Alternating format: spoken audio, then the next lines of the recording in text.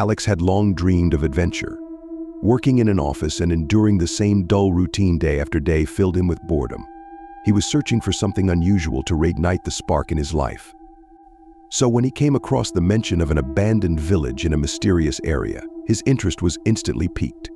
This place promised excitement and secrets. He packed his backpack, grabbed his camera, and set off. Upon arriving in the village, he was taken aback. The cozy expanses of the forest gave way to silent streets, where with every step, the atmosphere grew quieter.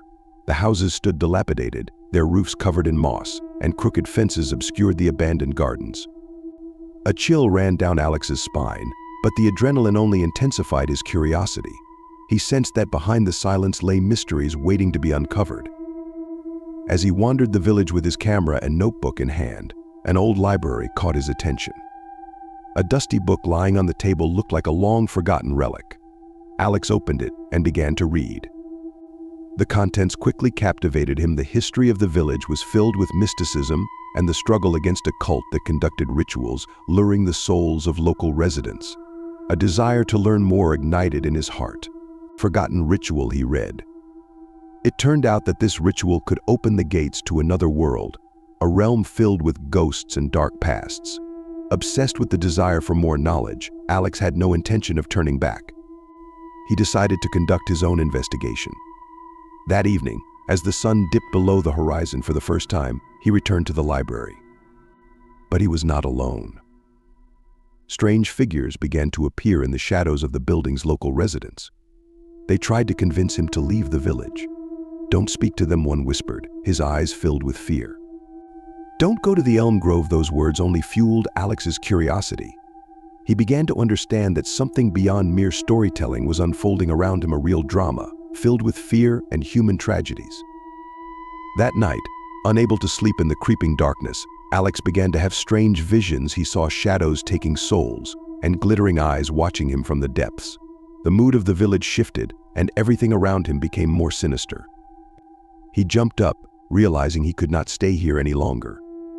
But the more he sought answers, the stronger the pull of the village's strange depths became. The next day, Alex found the elm grove, an ancient tree with roots seemingly intertwined like lost souls. In the center of the grove, he unfolded the book and read aloud the incantation, hoping it would yield answers. Suddenly, the air filled with whistling, and the ground began to tremble. The tree shook as if invisible forces had descended upon it, and projections emerged from it, shadows that transformed into memories. He heard cries, and panic engulfed him. One of the souls belonged to a woman with tear-streaked eyes. "Save us," she whispered, reaching her hands toward Alex. Fear took hold of him, yet he was compelled by the desire to help. A battle raged within him between fear and courage. He understood that he was not merely a spectator but a participant in a dark struggle. As the shadows began to point clear paths, Alex realized that he had been drawn into a trap.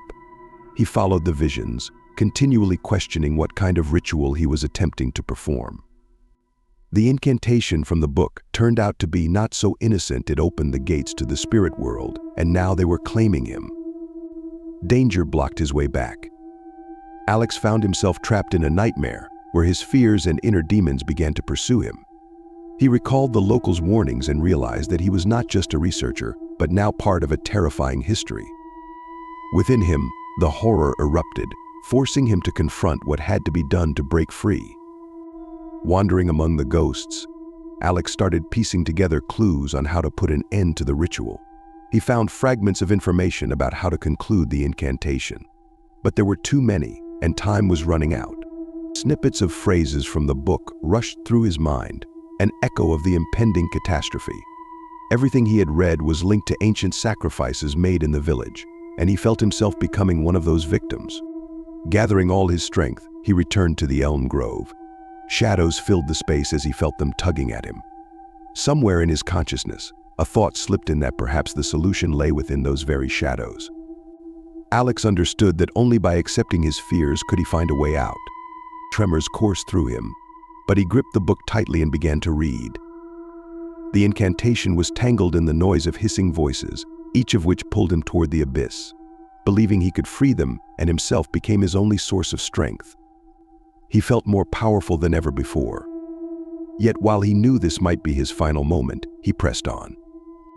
As his voice woven words with the spirits, the space around him twisted. The darkness that had long tormented him began to fade. He sensed the souls responding to his words. Their joyous cries shook the earth, and he felt as if he were soaring above it all. The sounds coalesced into harmony, opening before him a new realm, a realm of light. However, as the whirlwind of light and darkness calmed and calm outlines emerged, Alex discovered that every action he took left a mark. The village seemed to have changed but did not vanish. Walking past familiar buildings, he noticed how some shadows began to gather once more, as if waiting for something. He realized that although he had managed to free many souls, a few still remained in this world, yearning for freedom. Now, there was no evil in the village, but maintaining that peace proved difficult. Alex understood that those who had once known darkness would always feel its presence. He became a witness to the changes, and this role required responsibility.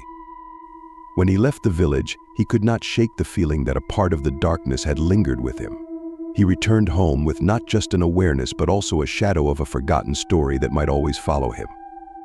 Each evening, as he lay down to sleep, he was haunted by visions from that other side, urgent whispers, relentless hauntings, mysterious laughter. He felt the village had not left him, and he had not left it. This story continued, like a journey through the otherworldly. Every breath carried him into a dialogue with those who remained there forever.